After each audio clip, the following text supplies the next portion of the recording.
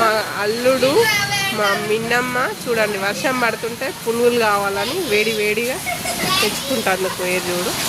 అరే పని పని ఏయ్ చూడు వేడి వేడి పునుగులు కావాలి. వాళ్ళైతే పునుగులు తీసుకొని లోపలికి వెళ్ళారు. చూడండి వేడి వేడి పునుగులు వర్షం తింటుంటే ఉంటది చూడండి. ఎట్లుంటాయిరా పునుగులు పనిగా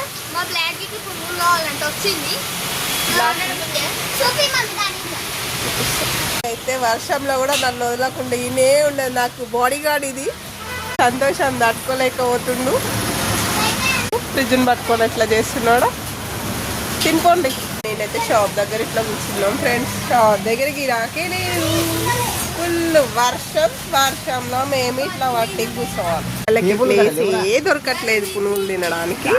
చూడండి ఏ దానికి ఎందుకు నాన్న మీరు తినిపోండి. చూడండి మా పిల్లలు కుక్కలకు కూడా పునుగులు పెడతారంట.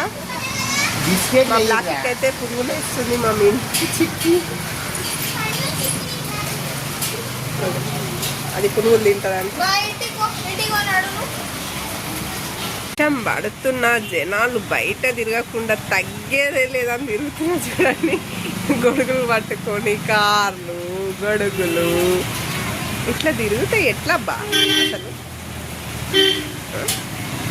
అర్థం చేసుకోరు కొంచెం కూడా. వాతావరణం కూల్ అయింది కదా, ఇంకా చేతులు ఉన్నారులే జనాలు.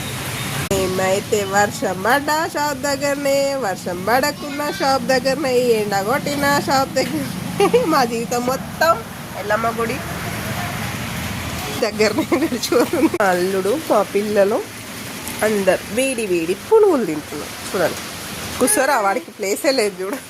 అడ్జస్ట్ అవుతాడు పందిగాడు. వాళ్ళలాగానే ఇచ్చిండేమో.